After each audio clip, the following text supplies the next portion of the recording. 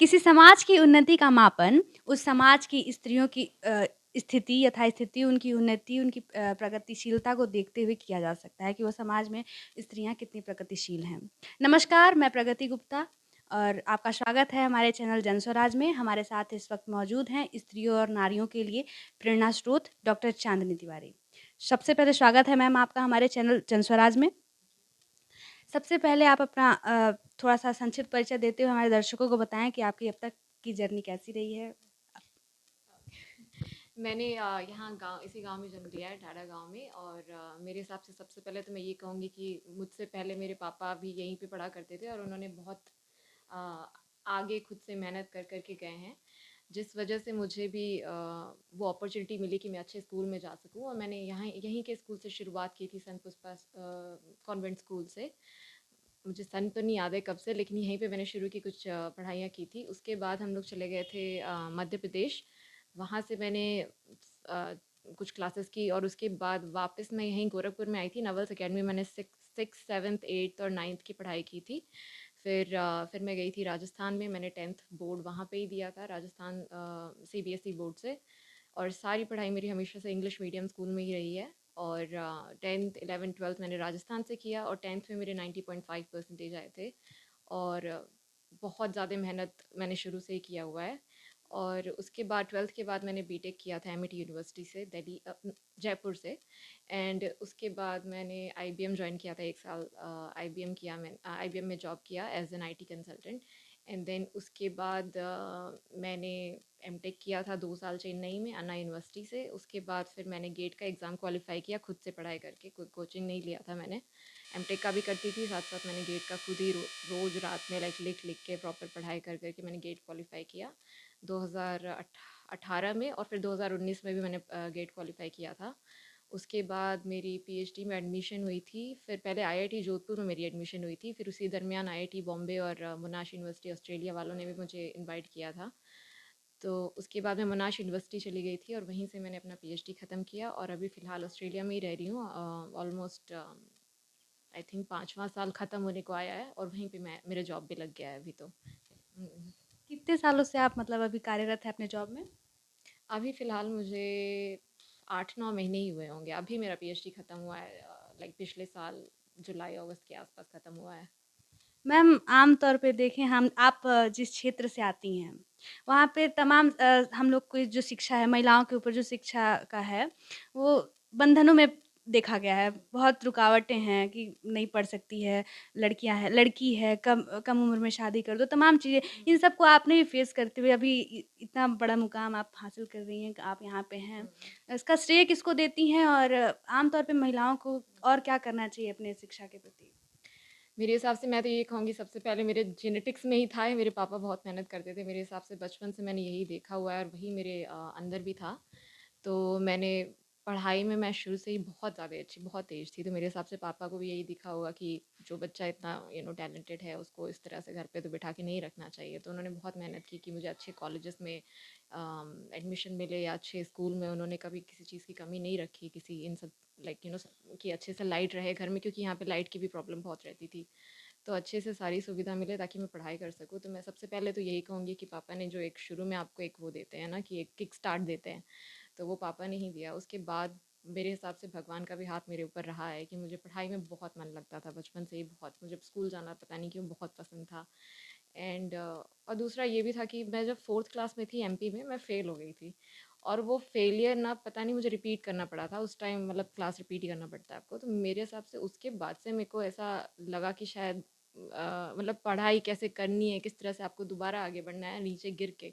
I think वो मैंने वहीं से सीखा। मतलब जब आप कोई चीज़ रिपीट करते हो बार बार, कि रिवाइज करते हो, लिख लिख के याद करते हो, आपको लगता है कि बार बार कोई चीज़ करने से आप उसमें अच्छे हो जाते हो। तो ये मुझे फोर्थ में फेल होने के बाद रियलाइज़ हुआ। उसके बाद से मैं शायद कभी कभी मुझे ऐसा लगा ही नहीं कि कोई मुझे ऐसे गिरा सकता है बहुत ज़्यादा। ऐसा लगा कि कभी भी आप गिरो, आप आगे बढ़ सकते हो। तो फोर्थ के बाद से तो मैं fifth, I think six seven eight ninth मैं बहुत लाइक टॉप ही रही थी क्लास में। सिक्स का तो पता नहीं, बट सेवन्थ एट नाइन्थ यही नवल्स अकेडमी में मैं हमेशा गोल्ड मेडलिस्ट रही हूँ। उसके बाद टेंथ में भी कंपटीशन बहुत हाई था, लेकिन ज़रूरी नहीं है आप हमेशा फर्स्ट आओ, बट अपने आप से हमेशा आगे बढ़ते रहना है। तो टेंथ में मेरे बहुत अच्छे परसेंटेज थे। और हाँ, कुल मिला के पापा को देना चाहूँगी मैं, और मेरे भगवान को देना चाहूँगी। शायद मेरे हिसाब से उनका बचपन से ही मैं पूजा करती आई हूँ, तो मुझे लगता है कहीं न कहीं वो आपके अंदर एक डिसिप्लिन बन जाता है, अगर आप भगवान से थोड़ा बहुत आप डिसिप्लिन में उनसे पूजा करते हैं तो। और ऑब्वियसली मेरे खुद को भी मैं देना चाहूँगी कि बिना मेहनत के तो कुछ नहीं होता। कोई कितना आपका सपोर्ट कर ले, कितना आपको कोई सुविधा दे दे।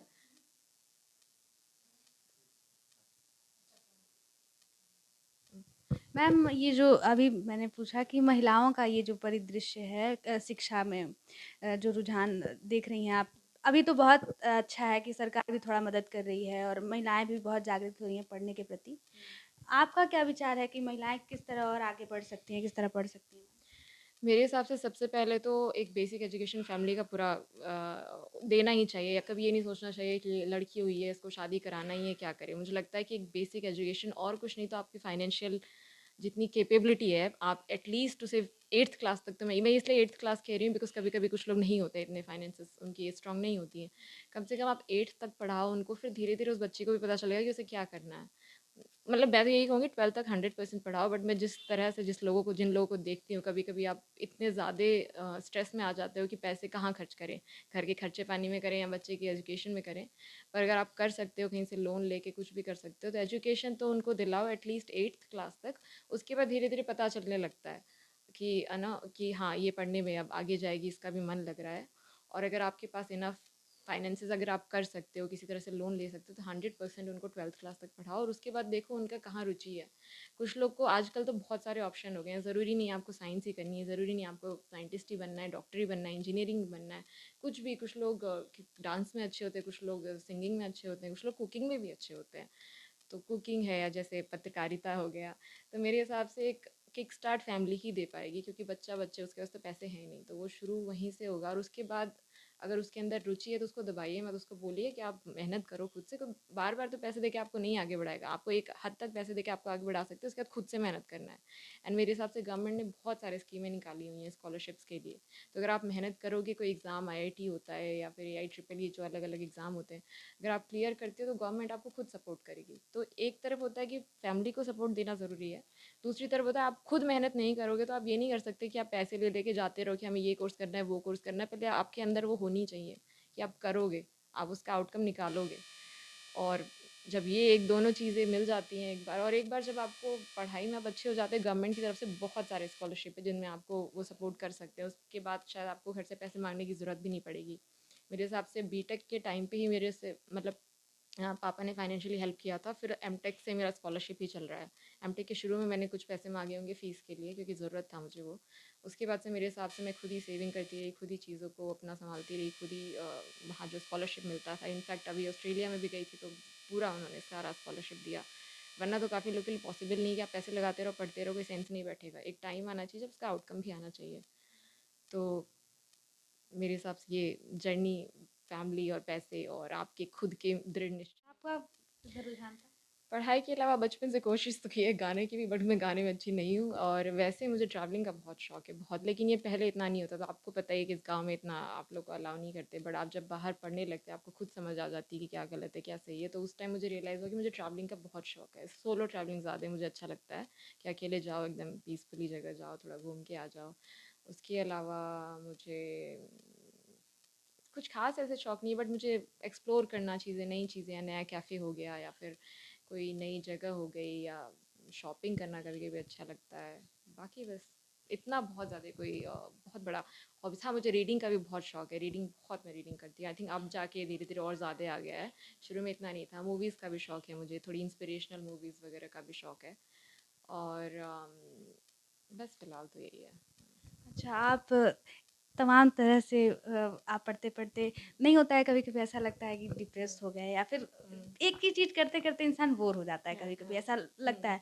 आप कौन से चीज़ को अपना मोटिवेशन बनाती हैं? बहुत लोग होते हैं ना हुँ, कि यहाँ हुँ, तक पहुँचने के लिए भी मोटिवेटर हुँ, स्पीकर को सुनते हैं, या फिर हुँ, तमाम चीज़ों को सुनते हुँ, हैं, देखते हैं, हुँ। समझते हैं। आपका किधर मोटिवेशन के लिए आप क्या करती थी मैम? मेरे हिसाब से आई थिंक जैसे आपने कहा, हर एक इंसान को मोटिवेशन की ज़रूरत होती है, और हर एक स्टेज पे। ऐसा नहीं कि आपने एक बार मोटिवेशन ले लिया तो आगे ही बढ़ते रहोगे। तो मेरे लिए तो लकीली मैं कहूँगी बचपन से मुझे दोस्त बनाने का बहुत शौक था, जो कि धीरे-धीरे आपके बदलते भी रहते हैं। लेकिन कुछ दोस्त ऐसे होते हैं जिनसे बात करके आपका मन इतना खुश हो जाता है कि आप थोड़े टाइम के लिए अगर आप अपसेट भी होते हैं किसी चीज़ के लिए तो आप भूल जाते हो उसको। तो ऐसे काफ़ी मेरे कुछ एक फ्रेंड्स जिनसे मैं बात कर लेती हूँ। और वही सोलो ट्रैवलिंग का भी मेरे हिसाब से उसी टाइम आया जब मेरे को लगा कि कि आपको कुछ अंदर से इनर जो एक हीलिंग होती है, अंदर से आपको कुछ अपनी आवाज़ आती है, उसको सुनने के लिए आपको अकेले थोड़ा चलना ही पड़ता है। तो मुझे लगता है कभी-कभी अकेले अगर निकल जाओ अच्छी पीसफुल जगह तो भी आपको एक मोटिवेशन अंदर से मिलती है, क्योंकि आप अपने आप को समझने की कोशिश करते हैं।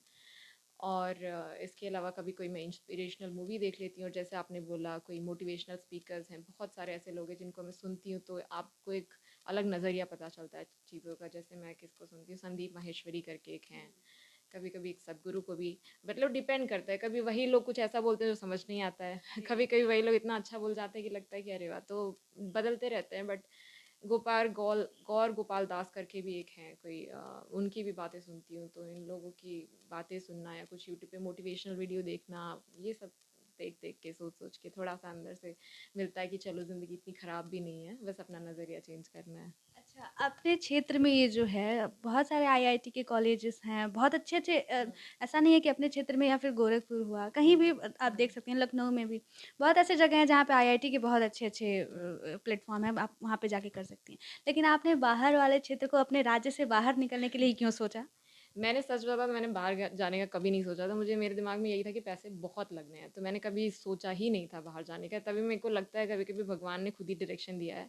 मेरा हो गया था आईआईटी जोधपुर में पीएचडी के लिए, और मैंने आईआईटी बॉम्बे के लिए अप्लाई किया था, जो कि आईआईटी बॉम्बे मोनाश का एक स्कॉलरशिप होता है, जिसमें आपको आईआईटी बॉम्बे से ही करना है पीएचडी, बट आप 1 साल को आपको ऑस्ट्रेलिया जाना होता है, तो ये था। तो उस टाइम कुछ ही किसी वजह से 6 मतलब उन्होंने नहीं लिया लास्ट तक जाते-जाते। 6 अलग-अलग स्टेजेस होते हैं जिसमें से सारे ही क्लियर हो गए, पता नहीं लास्ट में जाके उन्होंने कुछ आउटकम ही नहीं दिया, और उसी टाइम मेरा आईआईटी जोधपुर में भी हो गया था। फिर कुछ टाइम बाद उन्होंने मुझे ईमेल किया कि मैं वहाँ से अप्लाई करूँ, मोनाश यूनिवर्सिटी की तरफ से। तो उसमें क्या होता है, आपको वहाँ ही करना है, आईआईटी बॉम्बे आपको 1 साल आना होता है। तो मैं तो नहीं बुला रही थी, मैं तो नहीं प्रयत्न कर रही थी। तो वो अचानक से हुआ, और फिर मुझे लगा कि ज़्यादा अच्छी अपॉर्चुनिटी है, जिस फ़ील्ड में मुझे करना था उस फ़ील्ड में है, और मैंने पहले अप्लाई ही किया था, ऐसा नहीं था कि अलग से मैं ढूँढ रही हूँ उस चीज़ को। तो मुझे लगा शायद ये गॉड का इंडिकेशन है, वो चाहते हैं कि मैं कहीं से कहीं चली जाऊँ मेरे हिसाब से। तो मैं वहाँ गई, और उसी बीच कोविड का भी हो रहा था, तो मेरा आईआईटी बॉम्बे आना नहीं हो पाया, वरना 1 साल आना था मुझे यहीं पे। तो सब कुछ आई थिंक मेरा कम प्लान था, गॉड का प्लान ज़्यादा लग रहा था मुझे ऐसा। तो इस वजह से वो मतलब बिना प्लान किए मैं वहाँ गई, और वहाँ जाने के बाद मतलब चीज़ें रियलाइज़ होती हैं कि आपको अच्छी लगती हैं कुछ चीज़ें, वहाँ पे ज़्यादा अच्छी हैं, यहाँ भी अच्छी हैं, यहाँ भी रिसर्च का बहुत सारा स्कोप है, बहुत अच्छा है। बट वहाँ गई, अब कर लिया एडमिशन वहाँ पे, तो वहीं पे सारा पीएचडी कंप्लीट किया। अच्छा, आप अभी बाहर अमेरिका में कार्यरत हैं आप बता रही हैं। ऑस्ट्रेलिया। हुँ, ऑस्ट्रेलिया में आप ऑस्ट्रेलिया में कार्यरत हैं हुँ, और वहाँ की शिक्षा प्रणाली जो है और भारतीय शिक्षा प्रणाली आप दोनों देख रही हैं, यहाँ पे भी रही हैं, हुँ, वहाँ पे भी रही हैं। दोनों में क्या अंतर है? क्या मतलब हुँ, यहाँ की कौन-सी चीज़ वहाँ होनी चाहिए हुँ। शिक्षा व्यवस्था में, कौन-सी चीज़ यहाँ की वहाँ होनी चाहिए और वहाँ का कौन-सा चीज़ है जो यहाँ होना चाहिए मैम?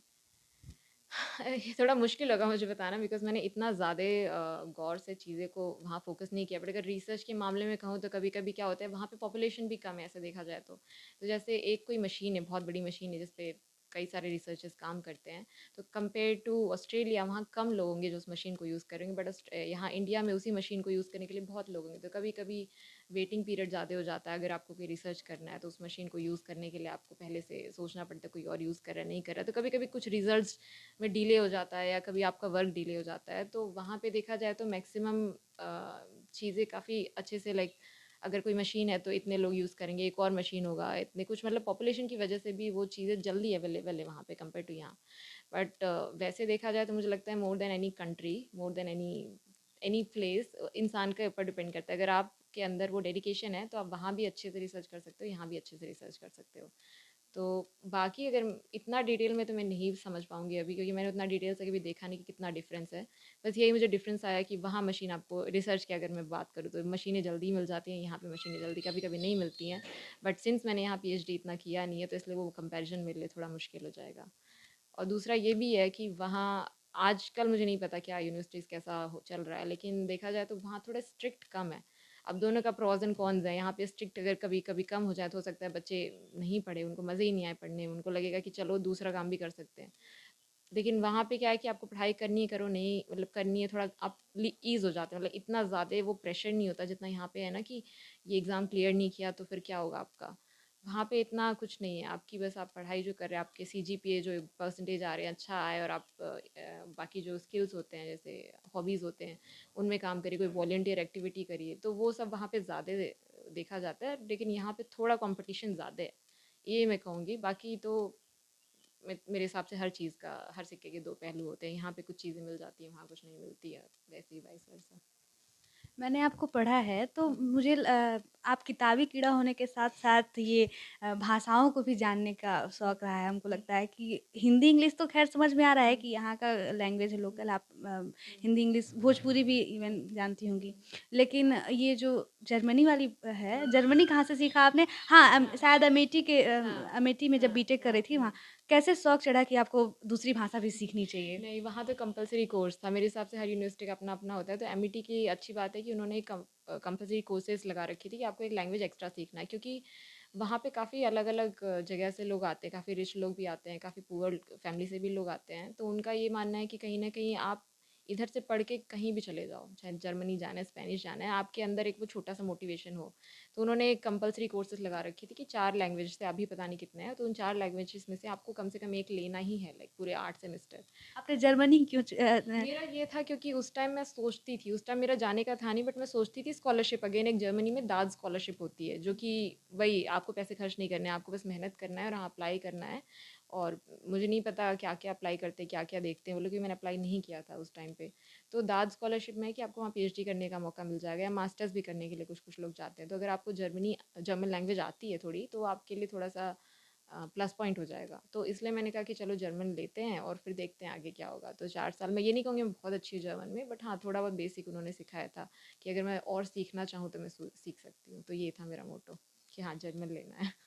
आपने 2 बार गेट क्वालिफ़ाइड किया हुआ है और पीएचडी भी पीएचडी है प्रॉपर। तो यहाँ पे हम अपने मित्रों से या फिर बहुत लोगों से मिलते हैं, तो पता चलता है कि ये जो गेट क्वालिफ़ाइड करते हैं, उसके बाद कहते हैं लोग कि यहाँ पे जॉब नहीं लगेगी या फिर जॉब लेने के लिए हम लोग को ये घूस वाली जो परंपरा है, इसको देना पड़ेगा। तो इसके विषय में आप क्या कहना चाहती हैं मैम कि वास्तव में गेट जो क्वालिफ़ाइड करता है, उसको जॉब का कोई समस्या होता है या फिर मेरे हिसाब से अगर आपने मेहनत से गेट क्वालिफाई किया हुआ है, अगर आपको पता है, मुझे लगता है कोई भी मेहनत खाली नहीं जाता। अगर आप मेहनत करते हो और आपने गेट क्वालिफाई किया है, ये भी ज़रूरी नहीं है कि आपको एक बार में ही कुछ मिल ही जाएगा। आपको कभी-कभी बहुत प्रयत्न करने पड़ते हैं। लाइफ़ ऐसी है, मुझे ऐसा फीलिंग आती है कि आपको मान लीजिए आपने एक गेट आपने क्वालिफ़ाई कर लिया, बहुत अच्छे से क्वालिफ़ाई कर लिया, तो 100 मतलब मैं ये कहूँगी 99% चांसेस है कि आपको कहीं अच्छी कॉलेजेस में, क्योंकि गेट यूजुअली ये लोग मुझे नहीं पता अलग-अलग चीज़ों के लिए करते हैं, शायद मुझे इतने डिटेल, मैंने तो गेट क्वालिफ़ाई पीएचडी के लिए किया था या मास्टर्स के लिए कुछ करते हैं। तो अगर आपके गेट में अच्छी रैंक आती है तो आपको कहीं न कहीं कॉलेज 100% मिल ही जाएगा। लेकिन ये है कि एक कट ऑफ होता है, जैसे आपको आईआईटीज़ में चाहिए एमटेक या पीएचडी का एडमिशन, तो उनका कट ऑफ कुछ होता है अलग कि इतने से इतने रैंक वालों को हम लेंगे, इतने से इतने। तो या तो आप बिल्कुल जी जान लगा के मेहनत कर दो कि उतना रैंक तक लाना है, बट फिर भी कभी-कभी नहीं हो पाता है। तो अगर थोड़ा कम भी रैंक आता है तो भी मुझे लगता है कि काफ़ी सारे कॉलेजेस हैं वहाँ पे आपको एडमिशन मिल ही जाएगा। और मुझे लेकिन जॉब का नहीं पता गेट के थ्रू जॉब्स कैसे मिलते हैं, क्योंकि मैंने कभी गेट जॉब के लिए नहीं दिया था, मैंने उसके लिए दिया था, मतलब मास्टर्स की पढ़ाई के, जिसमें आपको स्कॉलरशिप मिलती है और पीएचडीज़ में स्कॉलरशिप मिलती है। बाकी मुझे जॉब का नहीं पता होगा कि कैसे और है। 2 बार आपने गेट क्यों मतलब 1 बार से संतुष्टि नहीं हुई, 2 बार करना है 2 बार। यार मैंने एक बार तो करने के लिए किया था कि पीएचडी में आपको एक एज मिल जाता है कि अगर आप क्वालिफाई होना ही पड़ता है, अगर आपको अच्छे इंस्टीट्यूट से करना है तो आप एक गवर्नमेंट एग्जाम क्लियर कर लो। ये मैंने 2018 में मैंने प्रॉपर मेहनत करके दिया था, एकदम खुद से पढ़ पढ़ के एकदम, ये था मेरा देना ही था। और 2019 था, लेट्स सी, मतलब देखा जा लेट मतलब देखती हूँ कि क्या पता मुझे अभी भी है वो ज्ञान की ऐसे ही किताबी कीड़ा, कहीं ऐसा लोग कह ना दे। तो मैंने 2019 में बस मैंने उठ के मैं चली गई थी, मैंने कोई प्रिपेयर नहीं किया था, मैंने कहा चलो देखते हैं होगा कि नहीं होगा। और हर साल ना अलग अलग इंस्टीट्यूट ऑर्गेनाइज करता है, तो मुझे नहीं पता आया 2018 में किसने ऑर्गेनाइज किया था, बट 2019 में आईआईटी मद्रास ने किया था। तो इससे ये भी आपको पता चल जाता है कि कहीं आप खुद के लिए खुद को प्रूफ करने के लिए, कहीं ऐसा तो नहीं कि इस बार पेपर, लोग कहते हैं ना इस बार पेपर इजी आता है, अगले बार टफ आता है, इजी आता है, टफ आता है, ऐसा कुछ। तो मैंने कहा चलो देख लेते हैं। आ, अब क्या पता अगर नहीं हो तो मुझे लगेगा कि मुझे और मेहनत की ज़रूरत है। तो हो गया तो मुझे लगा कि मतलब मैंने जिस तरीके से मेहनत किया था वो कहीं ना कहीं काम लाया है, कि ऐसा नहीं कि मैंने पास करने के लिए किया था, समझी थी, मैं उसको पढ़ी थी अच्छे से, लिख-लिख के मैंने कुछ चीज़ों को फ़ॉर्मूलाज़ वगैरह मैंने यूट्यूब पे एक बार इको वीडियो भी डाला था, काफ़ी लोगों ने उस पे कमेंट किया था कि केमिस्ट्री के फ़ॉर्मूलेज़ वगैरह मैंने डाले थे। तो फिर मुझे दूसरी बार देने का बस मेनली यही था कि देखूँ ज़रा कि मेरे दिमाग में अभी भी ये बातें हैं कि नहीं जो मैंने पढ़ाई की। तो फिर वो पास हो गई, फिर मुझे लगा कि यार चाँदनी तुमने तो बहुत अच्छे से पढ़ाई कर ली है। तो बस वही था। और बता दें कि आप बता रही हैं कि क्लास 4th में एक बार आप फ़ेल हुई हुँ, हैं। उसके बाद से हुँ, लगा कि हमको बार-बार मतलब अब हुँ, बहुत अच्छा करना है और हुँ, लगातार गोल्ड मेडलिस्ट अब हुँ, हुँ, एमईटी से आपने जो बीटेक किया वहाँ पे भी गोल्ड मेडलिस्ट रही हैं और हुँ, लगातार इतनी हुँ, उपलब्धियों को आपने हुँ, हासिल किया है। मैम यहाँ तक आते-आते आपको बहुत सारे बैरियर्स को भी देखना पड़ा हुँ, होगा कि हुँ। क्या-क्या बैरियर आए हैं मैम एक बार बताएँ? बैरियर तो एज़ सच मुझे लगता है कि मेरा बस माइंड स्ट्रॉन्ग था तो इतना तो नहीं, बट हाँ, जैसे मैंने बीटेक क्लियर किया था तो एक बारी को बात करते थे लोग कि भाई शादी कर लेते हैं, तब मेरा बिल्कुल ऐसा था नहीं कि क्या क्या क्यों करें शादी, मतलब बीटेक शादी के लिए किया है कि आगे आगे बढ़ने के लिए किया है। तो वो था, बट इतना बड़ा बैरियर नहीं था वो, मेरे हिसाब से बात करके निपटा देने वाला बैरियर था। इसके अलावा जब आप बाहर रहते हो तो बाहर आपका थोड़ा इन्वायरमेंट भी चेंज होता है, वहाँ पे आपको एडजस्ट करने में थोड़ा सा लगता है कि यहाँ वो चीज़ें नहीं है जहाँ वहाँ पे, जैसे आप खुद खाना बनाना है, खुद जॉब करना है, खुद जाना है, सब कुछ खुद करना है, तो वो मैं कहूँगी थोड़ा सा एक अ, वैसा टाइम होता है कि आपको समझ नहीं आता क्या सही है क्या गलत है, पर वो भी इंसान धीरे धीरे एडजस्ट कर लेता है। इसके अलावा तो छोटे मोटे बैरियर्स तो आते ही हैं मेरे हिसाब से, वो तो याद भी नहीं रहते, ऐसे छोटे मोटे बैरियर्स होते हैं, कोई बहुत बड़ा बैरियर तो मुझे याद नहीं आ रहा है। बाकी जब मैं मास्टर्स करती थी तब जैसे ना अभी भी ऐसा होता है, जब आप पीजी वीजी में रहते हो तब एक एक रूम में चार चार लोग रहते हैं। तो जब मैं मास्टर्स करती, मेरे हिसाब से बहुत ज़्यादा मेहनत की मैंने मास्टर्स के टाइम पे, तो वहाँ एक ही रूम में जब चार लोग हैं, सबका टाइमिंग अलग है, सोना उनको होता है रात में, तो मुझे क्या, दिन में मुझे अपना पढ़ाई करना होता है, मैं एमटेक कर रही थी और रात में आके मुझे गेट की प्रिपरेशन करनी थी। तो वो ऐसा घर था कि कुछ ऐसा कॉमन एरिया नहीं था कि आप वहाँ बैठ के पढ़ाई कर सको, वहाँ भी मच्छरें बहुत लगती थी, तो उसी रूम में जैसे चार लोग सो रहे हैं तो मुझे लाइट जला के पढ़ना होता ही था। तो कई बार लोग बोलते थे इनडायरेक्टली, या जैसे कि हाँ कि लाइट बंद कर, तो आपको अंदर ही आ रहा है कि क्या, जैसे आप सोचते हैं दूसरों के बारे में कि अंदर ही आ रहा है कि यार ये बेचारा सो नहीं पा रहा है, इसको सुबह जॉब जाना है, जैसे तीन लड़कियां रहती थी कि ये सो नहीं पा रहे, इनको जॉब जाना है और मैं क्या करूँ, बट मैंने अपने आप को बिल्कुल कहा कि यार कभी ना कभी कुछ ना कुछ किसी न किसी को कॉम्प्रोमाइज़ करना है, तो मैं रोज़ रात को लाइट जला के पढ़ती थी, मतलब लिख लिख के और मेरे पास कुछ ऑप्शन ही नहीं था, मैं बाहर पढ़ नहीं सकती, एक ही रूम है, कैसे क्या करें। तो जब भी मुझे फ्री टाइम मिलता था पढ़ती थी, रात में उनको डिस्टर्ब तो होता था, फिर भी मैंने अपने आप को सोचा कि अगर मैं ये दूसरों का सोचने लगी, भले अब क्या कर सकते हैं, तो मुझे अपना ही सोचना था। तो उसी घर में उसी रूम में रहते रहते ही, मतलब कुछ महीनों बाद मेरा जब गेट क्लियर हो गया था तो इन लोगों ने सुना था तो उनको भी अच्छा लगा था। तो मैं कभी सोचती हूँ कि क्या कर सकते हैं, कहीं ना कहीं आपको थोड़ा कॉम्प्रोमाइज़ करना होगा, अगर आप दिन भर ज़िंदगी भर दूसरों के बारे में सोचोगे तो फिर अपना नहीं सोच पाओगे, अपना फिर आगे बढ़ने में आपको कुछ ना कुछ अड़चन आती ही रहेगी, तो कहीं ना कहीं आपको फाइट करना ही पड़ेगा, चाहे वो अपने लोगों के अगेंस्ट ही क्यों ना करना पड़े। ये बात है। इतनी प्रतिभा और इतनी उपलब्धियों के साथ आप यहाँ पहुँची हैं। आप यहाँ की महिलाओं को क्या संदेश देना चाहती हैं? अपने आस-पास के लोगों को क्या संदेश देना चाहती हैं? एक बार बताएँ।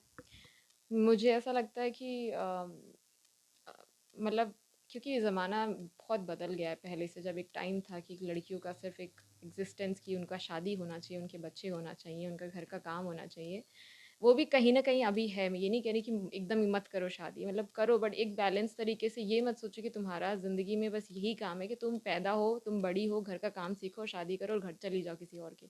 तुम एक इंसान हो, जैसे एक लड़का इंसान होता है, तुम भी एक इंसान हो, तुम्हारे अंदर भी होना चाहिए कि तुम्हें भी कुछ करना है, तुम्हारी एक इंडिविजुअलिटी जो होती है कि तुम्हारी पहचान है क्या? अगर कोई पूछे कि तुम, जैसे कोई मान लो लता नाम की कोई लड़की है, तो कोई पूछे तो लता क्या करती है? तुम ये थोड़ी ना बताओगी मैं घर का बस काम करती हूँ, कपड़े धोती हूँ या ये, तुम कुछ और अगर तुम कर सकते, मैं ये नहीं कह रही कि हाउसवाइफ गलत है, वो अपनी चॉइस है। अगर आप अपनी चॉइस से बोल रहे हो कि हाँ मुझे बस 12th तक पढ़ना है और उसके बाद हाउसवाइफ करना है, अपना बच्चा संभालना है, ठीक है, बट अगर आपकी चॉइस कुछ और है तो उसको दबाओ मत। अगर आपकी चॉइस है कि मान लो आपको गाना गाना पसंद है तो कोशिश करो, क्योंकि बाद में ये मत बोलो कि इन्होंने करने नहीं दिया, इसने करने नहीं दिया। आपके अंदर अगर आप करना चाहते हो तो फाइट करके जाओ, मतलब ये नहीं कि मार धाड़ के चले जाओ, एक अच्छे तरीके से रिस्पेक्टफुली कि भाई मुझे करना है, तो आप आगे बढ़ो, अब दबाओ मत, क्योंकि आप 50 साल बाद ये ना बोलना बैठ जाओ कि इन लोगों ने मुझे करने नहीं दिया। आपने कोशिश की, ये भी क्वेश्चन उठता है, आपके अगर अंदर कुछ है तो आप कोशिश करो कि बोलो कि हाँ मुझे ये करना है और आगे बढ़ो। ऐसी प्रतिभा को देखने के लिए हमारे साथ जुड़े रहें। जन स्वराज, जनता की आवाज़। हमारे साथ कैमरा पर्सन चंदन और मयंक के साथ प्रगति गुप्ता।